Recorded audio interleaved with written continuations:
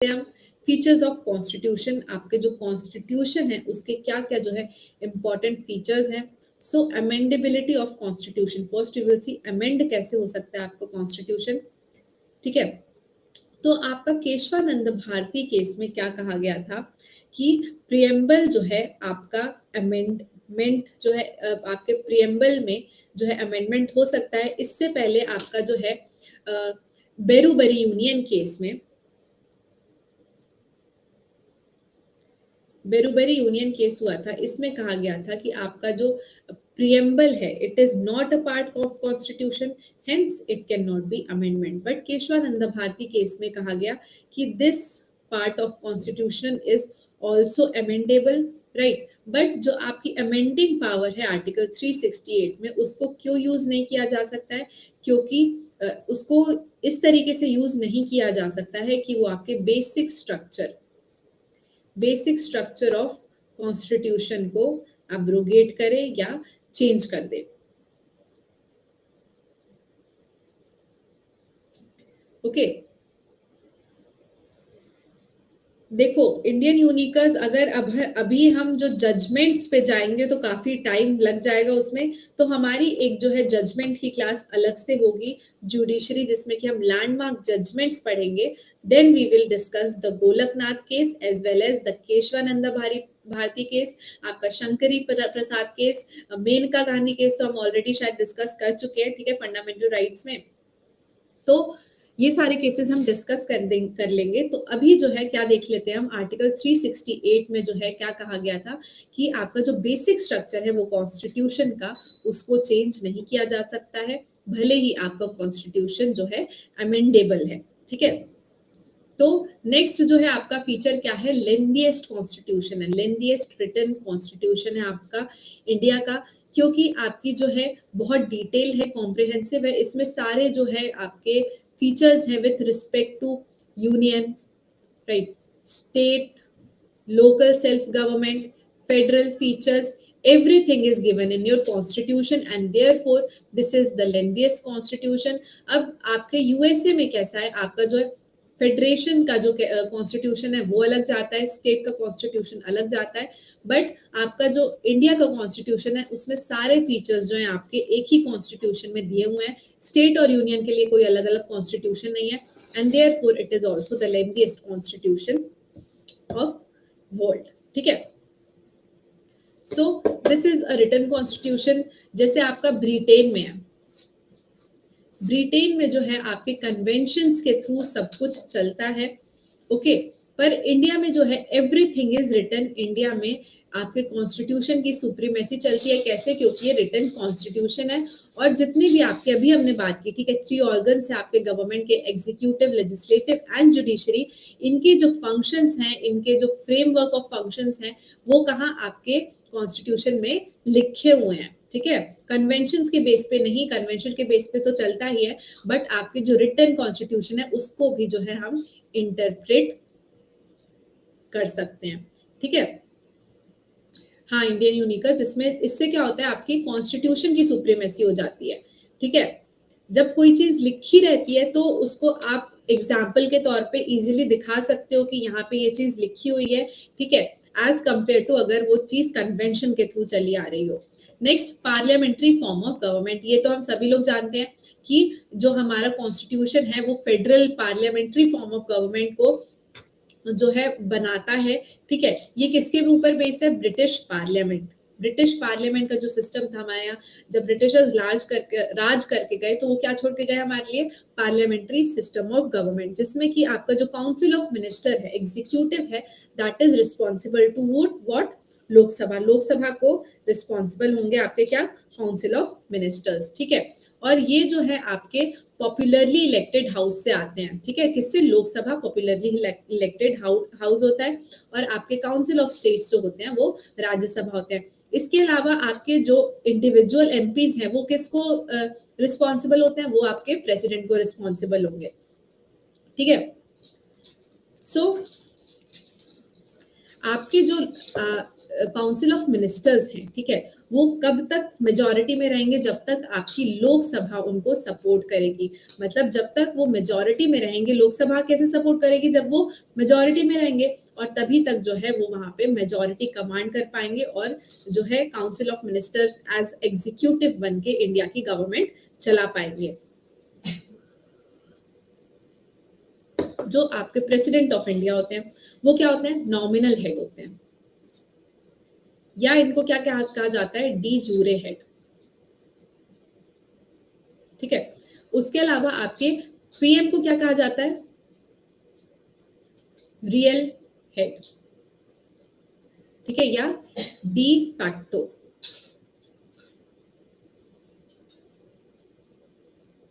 ठीक है। तो आपके जो प्रेसिडेंट हैं, he is the head of the state in parliamentary system of responsible government. पर इनको कैसे एक्ट करना पड़ता है? To aid and advice of council of ministers. हम आगे जाके देखेंगे, भले ही आपके प्रेसिडेंट इमरजेंसी लगा रहे हो, भले ही आपके प्रेसिडेंट ऑर्डिनेंस प्रमोलगेट कर रहे हो, पार्डनिंग पावर हो उनकी, वो किसके बेसिस पे करेंगे? डिस्क्रिशनरी, मतलब अपने हिसाब से जजमेंट नहीं कर सकते, उनको क्या मानना पड़ेगा? Aid and advice of council of ministers. ठीक है, आ गई ये चीज समझ? ठीक है, तो ये हमने बात कर ली किसकी? पार्लियामेंट्री फॉर्म ऑफ गवर्नमेंट की। कोई डाउट? किसको कोई डाउट है यहाँ पे?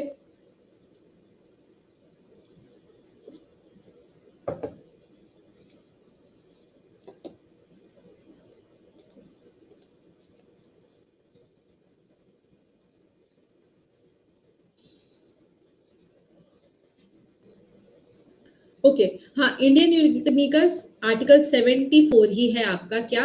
एड एंड एडवाइस ऑफ आपकी council of ministers will be given to president. ठीक है, आपके प्रेसिडेंट जो चलेगा वो किसके एडवाइस पे चलेगा? Aid and advice of council of ministers headed by what? President, sorry parliament, sorry prime minister.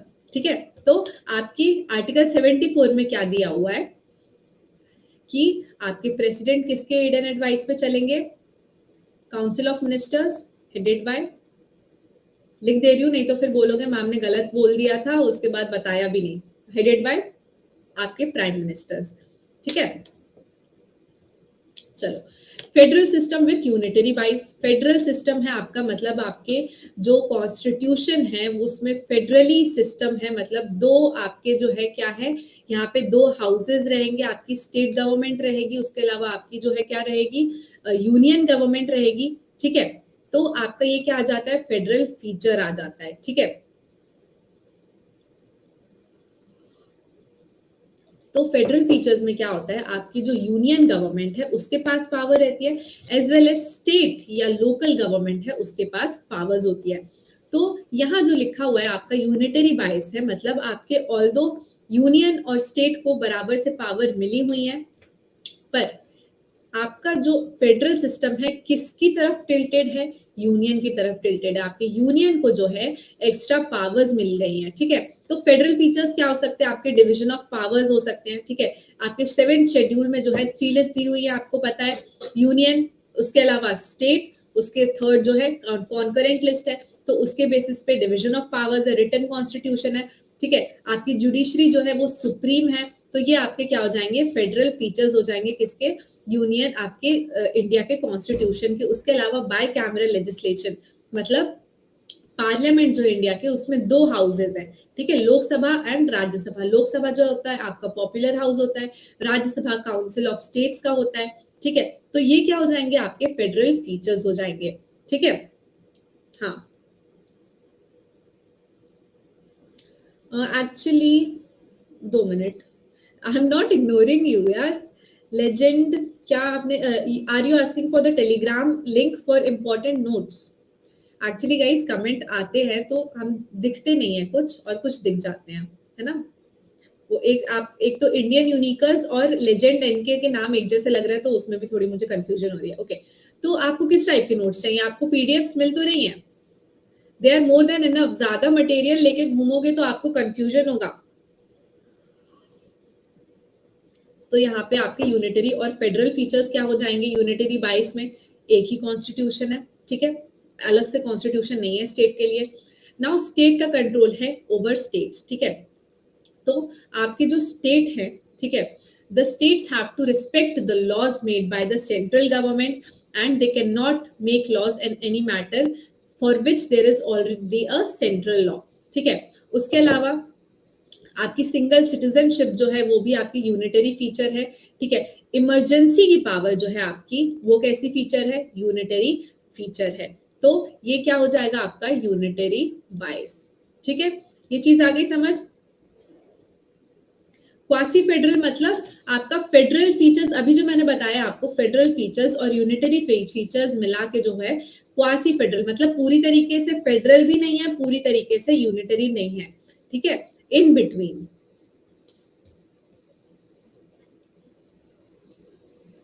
आगे समझ।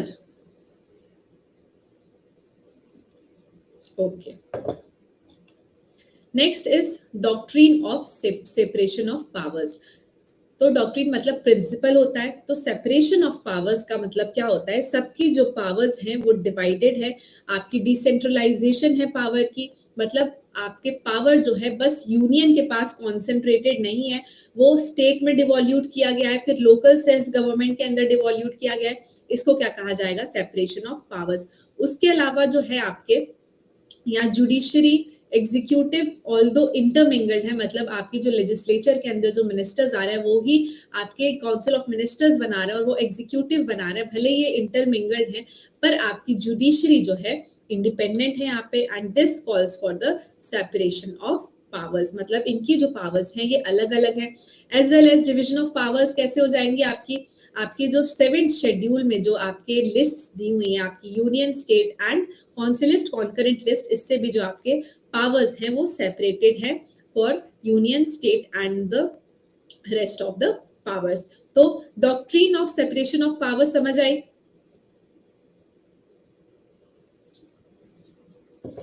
ओके, नाउ कॉम्बिनेशन है आपका कॉन्स्टिट्यूशन किसका, फ्लेक्सिबिलिटी और रिजिडिटी का, ठीक है। तो आर्टिकल 368 के थ्रू आप अपने कॉन्स्टिट्यूशन को जो है अमेंड तो कर सकते हो, पर जो है आर्टिकल 368 में स्पेशल मेजॉरिटी दी हुई है, मतलब आपको आपका जो half of total strength plus 2/3 of present and voting, ठीक है। तो this is first kind of majority जिससे कि अमेंड किया जा सकता है constitution. Second type of majority जिसमें स्पेशल मेजॉरिटी प्लस आपके रैटिफिकेशन ऑफ स्टेट्स आ जाता है, मतलब स्टेट्स का रैटिफिकेशन जरूरी हो जाता है अगर ऐसे कोई अमेंडमेंट्स बनते हैं जिससे जो है स्टेट्स जो क्या होंगे, इफेक्टेड होंगे, जैसे कि आपका जीएसटी आ गया था, तो वहां पे जो आपके क्या है स्टेट्स का रैटिफिकेशन जरूरी हो जाता है, ठीक है। तो आपका कॉन्स्टिट्यूशन अब जैसे आपके स्टेट्स के नेम चेंज करने हो, बाउंड्री चेंज करनी हो, ठीक है, इस तरीके का अगर कोई अमेंडमेंट लेके आना है आपको, ठीक है, आर्टिकल में ऐसा कोई अमेंडमेंट लेके आना है, कौन सा article deals with the states boundary name change, बताओ कौन सा आर्टिकल डील करता है। वेरी गुड लेजेंड इनके, नहीं इंडियन यूनिकर्स, और बच्चों बताओ, नहीं इंडियन यूनिकर्स अभी भी गलत।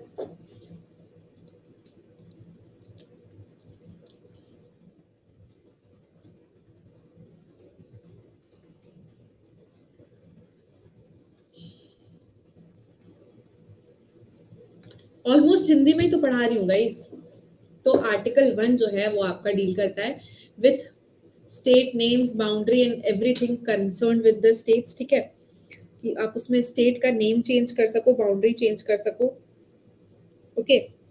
तो यहाँ पे जो है इसको कैसे चेंज किया जा सकता है, this can be change through simple majority, मतलब कि आप जितने लोग हैं आपके पार्लियामेंट में, ठीक है, उतने लोग जो है वहां पे वोट करेंगे एंड मेजॉरिटी से जब वो जीतेंगे तो आपकी जो है ये अमेंड हो जाएगा आपका कॉन्स्टिट्यूशन और नेम चेंज हो जाएगा। तो यहाँ आपका आर्टिकल 368 जो है 2 टाइप के अमेंडमेंट्स देता है और बाकी जो सिंपल मेजॉरिटी है, ओके ओके विक्की, ठीक है। तो ये आ गया समझ, combination and flexibility and rigidity. तो किस चीज का कॉम्बिनेशन है? रिजिड भी है क्योंकि कई चीजें आपको special majority with ratification of state चाहिए, कुछ चीजें आपको सिंपल मेजोरिटी से जो है वहां पे चेंज हो जा रही हैं। नाउ जस्टिसेबल फंडामेंटल राइट, आपको पता है कि आर्टिकल 12 से 35 जो है वो हम कोर्ट के पास जा सकते हैं, ठीक है, थ्रू आर्टिकल 32 कि हमारे ये जो आर्टिकल्स हैं वो एब्रोगेट हो रहे हैं, इन्फ्रिंज हो रहे हैं, and henceforth these can be justiciable in court of law। ठीक है, आगे ये चीज समझिए। तो हमने आपके फंडामेंटल राइट्स बहुत डिटेल में हम लोग पढ़ चुके हैं, तो आई डोंट थिंक इसको और डिटेल में हमको जाने की जरूरत है। जस्टिसेबल फंडामेंटल राइट क्या होते हैं, you guys know very well. एक बार थम्स अप करके बता दो अगर सबको यहाँ पे समझ आ रहा है क्या मैं बोल रही हूँ, है ना। तो चलो हम लोग आगे बढ़ते हैं। चलो ठीक है, नॉन जस्टिसेबल डायरेक्टिव प्रिंसिपल भी हमको पता है कि आपके डायरेक्टिव प्रिंसिपल हैं, आप कोर्ट में नहीं जा सकते हो क्या लेके, डीपीएसपी लेके, कि हमको ये वाला डीपीएसपी जो है इन्फोर्स करवाना है, हमको चाहिए ये वाला डीपीएसपी, ठीक है। तो आपका जो डीपीएसपी है वो नॉन जस्टिसेबल है, ठीक है। It we can not, state के लिए क्या पॉजिटिव है डीपीएसपी की फंडामेंटल राइट,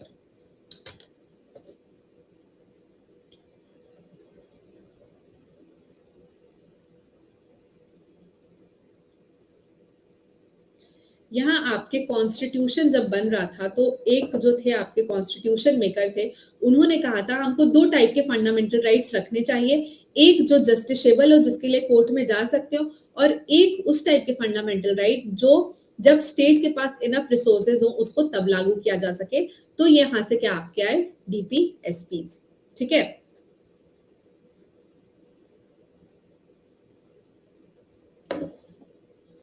आ गया समझ। तो आपके डीपीएसपी जो है वो क्या है,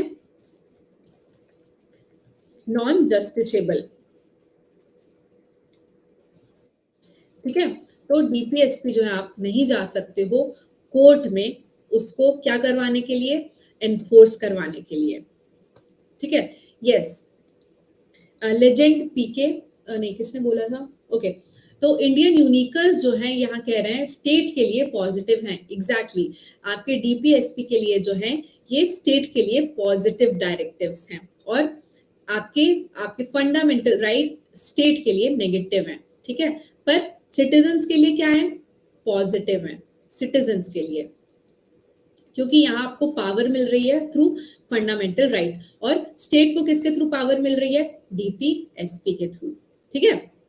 so moving on to the next, integrated and independent judiciary, एक ही जुडिशरी है, सिंगल जुडिशरी है, फेडरल और हमारी स्टेट के अलग अलग जुडिशरी नहीं है। सारे जो लॉज हैं आपके कौन यहाँ पे एनफोर्स कराता है, supreme court, high court and subordinate courts, ठीक है। इसके लिए आपको चाहे यूनियन के लॉज हो चाहे स्टेट के लॉज हो, आपके सिंगल इंटीग्रेटेड जुडिशरी सिस्टम है हमारे पास जो कि उसको एनफोर्स करवाते हैं, ठीक है।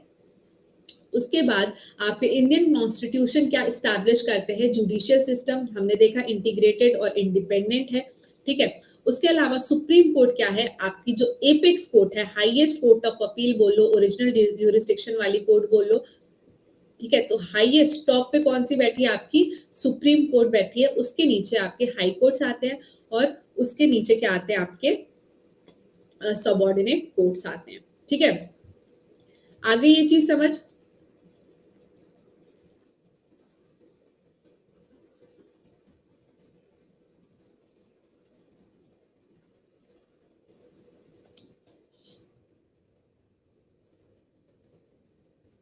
और क्या यहाँ पे बोल रहे हैं लोग,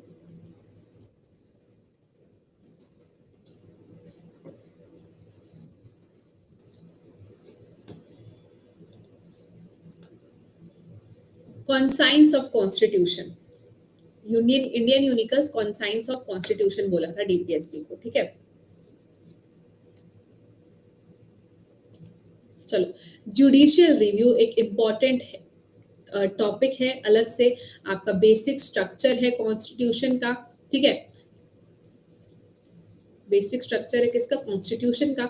तो ये पावर किसको मिली हुई है, आपकी एपेक्स जुडिशरी को मिली हुई है, ताकि ये जो है आपके जितने भी फंडामेंटल राइट्स हैं उसको एनफोर्स करा सके। ये जो है एक आपकी लिमिटेशन है ऑन स्टेट की वो आर्बिट्ररी पावर का यूज ना करे। कैसे, जुडिशरी जो है अपनी पावर्स जो है यूज कर सकती है किसी भी law, rules, regulation, bylaws को वायलेट करने के लिए, ठीक है, बाय द कॉन्स्टिट्यूशन। अगर कोई भी आपके कॉन्स्टिट्यूशन में ऐसा प्रोविजन आ रहा है जो कि आपके फंडामेंटल राइट्स को प्रोटेक्ट नहीं कर रहा है, ठीक है। तो जुडिशियल रिव्यू तो एक अलग से ही टॉपिक है जिसको हम जो है लेजेंडरी आपके केसेस में पढ़ेंगे, जजमेंट्स में पढ़ेंगे। बहुत ही इंपॉर्टेंट है आपका क्या, basic structure, judicial review.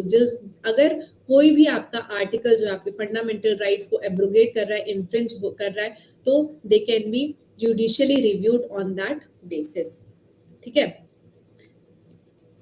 Next, socio economic justice दिलाता है आपका कॉन्स्टिट्यूशन, ठीक है, पॉलिटिकल जस्टिस, और गारंटी करता है कि स्टेट आपकी किसी भी सिटीजन के बीच में क्या ना करे, डिस्क्रिमिनेशन ना करे on the grounds of religion, race, caste, sex और place of birth in matters of employment, ठीक है।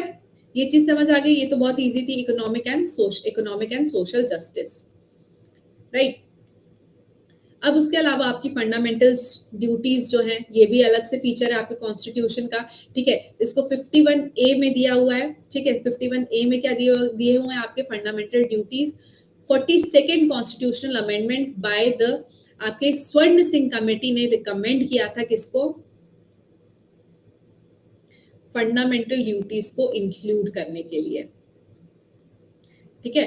फंडामेंटल ड्यूटीज को इंक्लूड करने के लिए स्वर्ण सिंह कमेटी ने रिकमेंडेशन दी थी, और 42nd कॉन्स्टिट्यूशनल अमेंडमेंट 1976 में जो है इसको ऐड किया गया था थ्रू आर्टिकल 51A। नेक्स्ट है universal adult franchise. Universal adult franchise क्या है, आपके पास जो पावर है वोटिंग की एट द एज ऑफ 18, जब आप 18 साल के हो जा रहे हो तो आपके पास पावर आ जाती है कि you can take part in the democratic constitution of our country. मतलब आप जो डेमोक्रेटिक आपको पावर मिली हुई है टू चूज योर गवर्नमेंट, उसमें आप टेक पार्ट कर सकते हो without any qualification either of sex, property, taxation, can exercise their voting rights. तो ये कौन से आर्टिकल में दिए हुए है, 326, ठीक है। आर्टिकल 326 में क्या दिया हुआ है आपका, यूनिवर्सल एडल्ट फ्रेंचाइज। नेक्स्ट है सेक्युलर स्टेट। तो इंडिया में जो है पॉलिसी कौन सी चलती है सेक्युलर स्टेट की, तो यहाँ क्या बोला जाता है, आपका स्टेट जो है किसी भी आपके रिलीजन को प्रोटेक्ट नहीं करेगा, किसी भी एक रिलीजन को प्रोटेक्ट, हेल्प या प्रमोट नहीं करेगा, बट वो सारे रिलीजन्स को इक्वली हेल्प कर सकता है, प्रमोट कर सकता है और प्रोटेक्ट कर सकता है, ठीक है। तो इंडिया का सेक्युलरिज्म डिफरेंट टाइप का है बाकी कंट्रीज से। ये चीज समझ आ गई।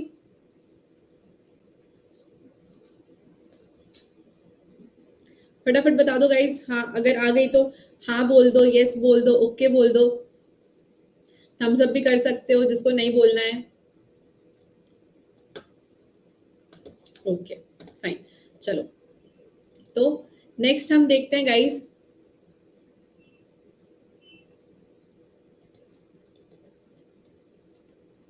Sources of constitution. क्या देखेंगे हम, सोर्सेज ऑफ कॉन्स्टिट्यूशन। अगर कोई भी डाउट आ रहा है कहीं भी कुछ भी तो मुझसे पूछ लो, अगर बीच में कोई भी डाउट आ रहा है तो,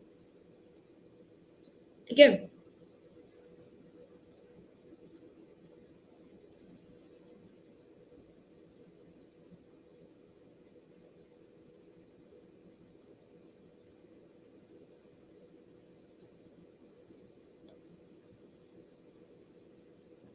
क्या 26 रिलीजन से रिलेटेड है मतलब, तो हमने बात क्या की, हम ये बोल रहे हैं कि सेक्युलरिज्म का मतलब ये है इंडिया में इस तरीके का सेक्युलरिज्म। बाकी स्टेट्स जो आपके यूनाइटेड स्टेट्स हो गए, वहां किस तरीके का सेक्युलरिज्म होता है कि आपका जो स्टेट है, आपकी गवर्नमेंट है, वो कोई भी पार्ट नहीं लेती है किसी भी रिलीजन के प्रमोशन, उसके प्रोटेक्शन में। बट इंडिया में क्या होता है, हर रिलीजन को बराबरी से प्रोटेक्ट किया जा रहा है, ठीक है। ये चीज होती है इंडिया में। क्या कंफ्यूजन है लेजेंड एनके, अभी भी कोई प्रॉब्लम है? ठीक है, चलो।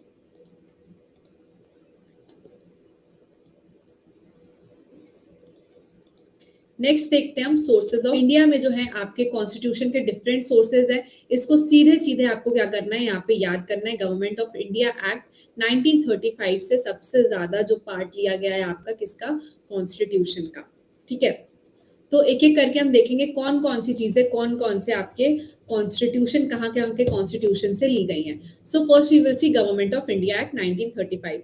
तो फर्स्ट है आपकी emergency provisions, public service commission, judiciary, federal scheme, office of governor and administrative details जो है आपकी कहाँ से ली गई हैं, गवर्नमेंट ऑफ इंडिया एक्ट 1935। इन सब चीजों को सीधे सीधे क्या करना है, याद कर लेना है, ज्यादा दिमाग नहीं लगाना है क्योंकि डायरेक्ट क्वेश्चन आते हैं इससे। ठीक है,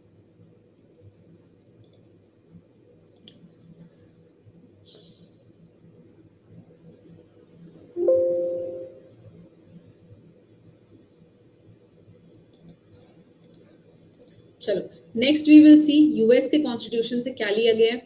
तो जैसा कि आपको याद होगा रूल ऑफ लॉ कहाँ से लिया है हमने, यूएस के कॉन्स्टिट्यूशन में, जहाँ की फंडामेंटल राइट्स को जो है बहुत ज्यादा क्या दिया जाता है, इंपॉर्टेंस दिया जाता है। तो इसको ऐसे याद कर लेना, फंडामेंटल राइट्स को जो है कहाँ से लिया गया है, यूएसए के कॉन्स्टिट्यूशन से। और आपका फंडामेंटल राइट्स किसके बिना अधूरा है, जुडिशियल रिव्यू के बिना अधूरा है आपका क्या, फंडामेंटल राइट्स। तो आपका fundamental rights sorry judicial review कहाँ से लिया गया है, यूएस कॉन्स्टिट्यूशन से। Now impeachment of president is taken from the constitution of USA, as well as removal of judges of Supreme Court and High Court. तो impeachment of president, removal of supreme court जजेस, removal of high court जजेस, ये तीनों कहाँ से लिए गए हैं, आपके यूएसए के कॉन्स्टिट्यूशन से लिए गए हैं। As well as the preamble of the constitution जो है वो कहाँ से इंस्पायर्ड है, आपके यूएसए के कॉन्स्टिट्यूशन से। तो रूल ऑफ लॉ जहां होगा वहां की जुडिशरी क्या होगी, इंडिपेंडेंट होगी। ठीक है, तो आपका जो कॉन्स्टिट्यूशन में इंडिपेंडेंस ऑफ जुडिशरी है वो भी कहां से ली गई है, आपके यूएसए के कॉन्स्टिट्यूशन से। ठीक है, नेक्स्ट देखते हैं हम ब्रिटिश कॉन्स्टिट्यूशन से क्या क्या लिया गया है। ओके इंडियन यूनिकर्स, ठीक है, ठीक है। नेक्स्ट जो है पार्लियामेंट्री फॉर्म ऑफ गवर्नमेंट जो है हम सबको पता है कहाँ से लिया गया है, आपके ब्रिटिश कॉन्स्टिट्यूशन से लिया गया है। देन रूल ऑफ लॉ जो है आपका कहाँ से लिया गया है, ब्रिटिश कॉन्स्टिट्यूशन से लिया गया है। यहाँ पे आपका लेजिस्लेटिव प्रोसीजर जो है कहाँ से लिया गया है, ब्रिटिश कॉन्स्टिट्यूशन से लिया गया है। देन कैबिनेट सिस्टम कहाँ से लिया गया है, British constitution. Writ jurisdiction, single citizenship and parliamentary privileges कहाँ से ली गई है, ब्रिटिश कॉन्स्टिट्यूशन से ली गई है। इसमें अगर कोई कंफ्यूजन हो तो बोलो।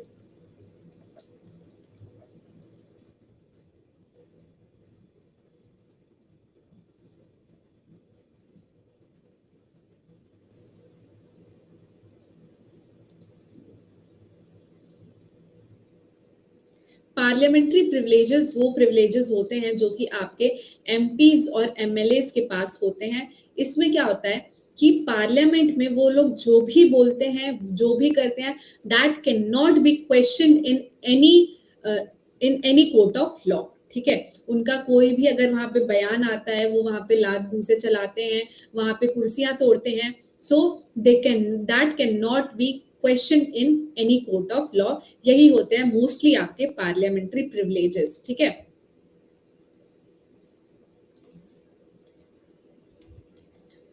अब आयरिश कॉन्स्टिट्यूशन से आपके क्या लिए गए हैं, directive principle, method of election of president, nomination of members of Rajya Sabha. यहाँ पे नॉमिनेशन वाला पार्ट है, ये ध्यान रखना, इलेक्शन नहीं लिखा है। ठीक है, only nomination of members of Rajya Sabha is taken from Irish constitution. आपके साउथ अफ्रीका से लिया गया है election of members of Rajya Sabha. और आयरिश कॉन्स्टिट्यूशन से क्या लिया गया है, एक और बार चेक कर लो, DPSP, election of president and nomination of members of Rajya Sabha. ये बताओ फटाफट जल्दी से अपने कमेंट सेक्शन में कि आपका रिमूवल ऑफ प्रेसिडेंट कहां से लिया गया। अभी हमने पढ़ा रिमूवल ऑफ प्रेसिडेंट कहां से लिया गया है।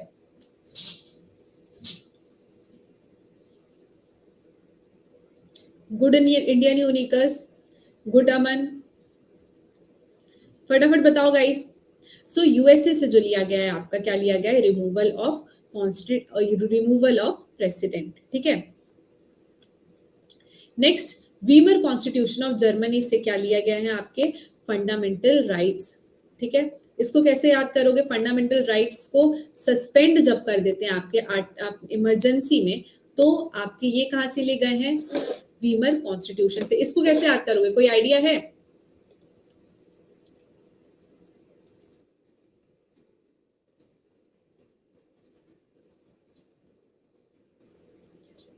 बताओ।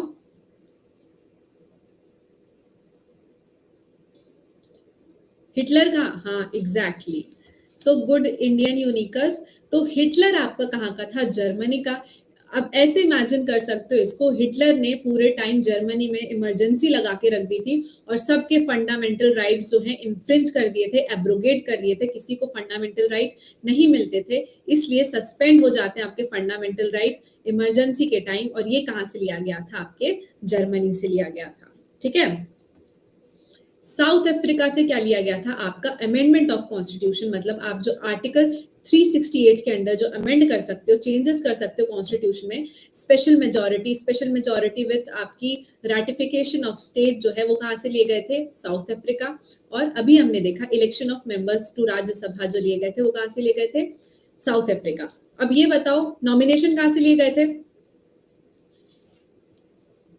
जल्दी बताओ कमेंट सेक्शन में, आपके नॉमिनेशंस कहां से लिए गए थे?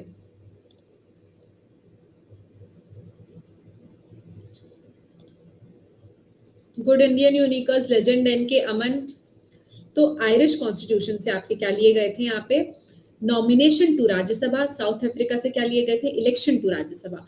नाउ सोवियत कॉन्स्टिट्यूशन देखते हैं, यूएसएसआर जो था, उससे क्या ली गई है आपके फंडामेंटल ड्यूटीज, क्योंकि आपका रशिया जो है अपने सिटीजन्स के ऊपर बस ड्यूटीज डालता रहता है और उनको कोई फंडामेंटल राइट नहीं देता है, इसलिए जो है इस तरीके से याद कर सकते हो कि फंडामेंटल राइट कहाँ से, फंडामेंटल ड्यूटीज कहाँ से ली गई थी, आपके यूएसएसआर से। उसके अलावा हाँ बिल्कुल, यूक्रेन से भी याद रख सकते हो इसको। Ideals of social, economic and political justice जो है एक्सप्रेस है आपकी प्रियम्बल में, वो कहाँ से ली गई थी, आपके यूएसएसआर से ली गई थी। इसको ऐसे भी याद कर सकते हो, यूएसएसआर उस टाइम की जो थी, that was a communist country, ठीक है। आज का आपका रशिया भी ऑल्दो कम्युनिस्ट है, तो कम्युनिज्म में क्या होता है, आपकी हर टाइप की इक्वालिटी से रिलेटेड होता है, जिसमें आपकी सोशल, इकोनॉमिकल और पॉलिटिकल क्या कहते हैं, आपकी इक्वालिटी जिसके में रिक्वायरमेंट होती है कम्युनिज्म में। तो यूएसएसआर से आपका क्या लिया गया था, ideals of social, economic and political justice expressed in preamble, ठीक है। यहाँ कुछ एक चीजें हैं जिसको आप लॉजिक के थ्रू याद कर सकते हो, तो मैं आपको वो भी याद करवाती जा रही हूँ। नाउ कनाडा में आपका क्या है, फेडरलिज्म विद स्ट्रॉन्ग सेंटर, मतलब यूनिटरी बाइस हमने बात की थी यूनिटरी बाइस की, तो आपका फेडरलिज्म जो लिया है कहाँ से, विद स्ट्रॉन्ग बाइस ऑफ यूनियन, तो ये लिया गया आपके कनाडा से। Next, advisory jurisdiction of supreme court, जो कि आर्टिकल 143 में दी गई है। इसमें क्या होता है, प्रेसिडेंट जो है it can ask for the advice of supreme court on any question related to law. तो ये जो एडवाइजरी ज्यूरिसडिक्शन है, ये कहाँ से लिया गया आपका, कनाडा से। अपॉइंटमेंट जो है गवर्नर का, यूनिटरी बायस, देखो यूनिटरी बायस आया याद। फेडरलिज्म में आपका जो आपका प्रेसिडेंट अपना एजेंट तैनात करता है स्टेट्स में, गवर्नर को, है ना, तो कहां से लिया गया आपका, कनाडा से लिया गया, क्योंकि यहाँ पे क्या है, फेडरलिज्म विद स्ट्रॉन्ग सेंटर, ठीक है। इंडियन यूनिकर्स, कुछ केस में वो बाइंडिंग रहता है और कुछ केस में वो बाइंडिंग नहीं रहता है, ये हम तब पढ़ेंगे जब हम सुप्रीम कोर्ट और हाई कोर्ट पढ़ेंगे, ठीक है। कुछ केस में बाइंडिंग रहता है सुप्रीम कोर्ट के ऊपर कि वो अपना एडवाइजरी ज्यूरिसडिक्शन टेंडर करे प्रेसिडेंट को, और कुछ केस में नहीं होता है। We will be studying it in when we will be studying the judiciary, that is supreme court and high court, ठीक है, उसकी चिंता मत करो, अभी ये टॉपिक नहीं हुआ है अपना। नाउ रेसिडुअरी पावर्स आपके किसके पास चले जा रहे हैं, सेंटर के पास। तो ये भी क्या है आपकी, फेडरलिज्म विद स्ट्रॉन्ग सेंटर, तो ये किससे ली गए, आपके कनाडा के कॉन्स्टिट्यूशन से। एक चीज याद कर लोगे, उससे रिलेट करके दूसरी चीज अपने आप याद हो जाएगी, ठीक है। सो नेक्स्ट आ जाता है हमारा ऑस्ट्रेलिया का कॉन्स्टिट्यूशन। तो concurrent list, freedom of trade and commerce, joint sitting of houses. तो यहाँ पे भी आप जो देख सकते हो कॉन्करेंट में क्या होता है, दोनों चीज को मिक्स किया जाता है, किसको, यूनियन और स्टेट को। जॉइंट सिटिंग में लोकसभा और राज्यसभा को ऐड किया जाता है, ठीक है। तो इसको ये याद कर लेना। ऑस्ट्रेलिया में जो है चीजें जाके ऐड हो जाती हैं, और freedom of trade and commerce, तो यहाँ पे भी आप दो डिफरेंट स्टेट्स में जो है ट्रेड और कॉमर्स कर सकते हो, मतलब डिफरेंट स्टेट्स ऐड हो जा रहे हैं यहाँ पे। तो ये कहाँ से लिए गए, आपके ऑस्ट्रेलिया के कॉन्स्टिट्यूशन से लिए गए हैं, ठीक है। नेक्स्ट, फ्रांस से तो सबको पता है, ideas of liberty, equality, fraternity and Republic in the preamble. ये तो याद करने की आई थिंक जरूरत ही नहीं है, बचपन से ही पढ़ते आ रहे हैं हम लोग। फ्रांस से लिबर्टी, इक्वालिटी, फैटर्निटी लिए गए हैं, है ना। नेक्स्ट, जापान से क्या लिया गया है, प्रोसीजर स्टैब्लिश्ड बाय लॉ। तो ये आपका जो है नैरो इंटरप्रिटेशन वाला जो पार्ट है, कहां से लिया गया है, जापान से, procedure established by law. Rule of law कहां से लिया गया है, फटाफट बताओ, अभी पढ़ा हमने।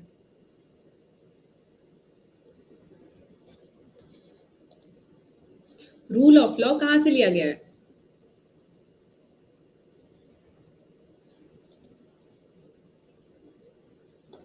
रूल ऑफ लॉ लिया गया है आपके ब्रिटेन से, ब्रिटेन या इंग्लैंड जो भी कह लो, यहां से लिया गया है, ठीक है, अभी हमने पढ़ा, ठीक है। सो ये हो गया हमारा।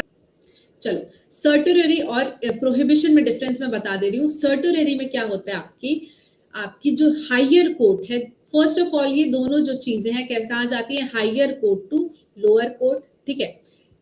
डिफरेंस क्या होता है सर्टोररी में, इसमें हायर कोर्ट जो है लोअर कोर्ट को सर्टिफाई करती है कि आप जो है इस केस को हमको दे दो, ठीक है, यहाँ पे ट्रांसफर कर दो ये वाला केस। और प्रोहिबिशन में क्या करती है, अगर कोई भी कोर्ट, हायर कोर्ट ये भी लोअर कोर्ट को जो है देती है प्रोहिबिशन का रिट। इसमें क्या होता है, अगर कोई लोअर कोर्ट अपने एम्बिट से ज्यादा, मान लो उसकी टेरिटरी है मध्य प्रदेश की, पर वो ऐसा कोई जुरिस्डिक्शन दे रही है जो यूपी में भी टेरिटोरियल लागू हो सकता है, तो आपकी सुप्रीम कोर्ट क्या बोलेगी, एमपी की हाई कोर्ट को, ठीक है, हाई कोर्ट ले लेते हैं हम यहाँ, कि आपका जो जुरिस्डिक्शन है वो ज्यादा हो रहा है, आप इस एम्बिट से ज्यादा जुरिस्डिक्शन अपना नहीं देते हो, therefore I am issuing you a prohibition की writ and therefore you can not go beyond your ambit of jurisdiction. आगे समझ इंडियन यूनिकस।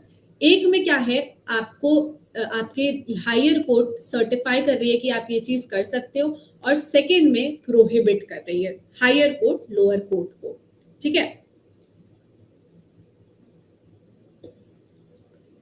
चलो गाइस, फिर क्लास खत्म करें आज की, कोई doubt?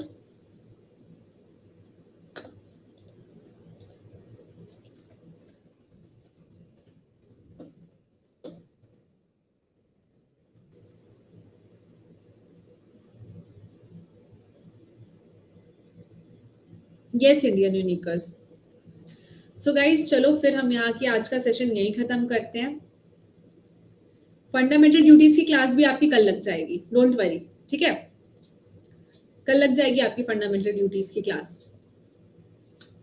So guys, take care and have a good day. अच्छे से प्रैक्टिस करते रहो, जितने ज्यादा क्वेश्चंस करोगे उतने ज्यादा आपकी क्लैरिटी आएगी आपके कॉन्सेप्ट में। जहां समझ नहीं आ रहा है क्वेश्चन वहां पूछ भी सकते हो, ठीक है।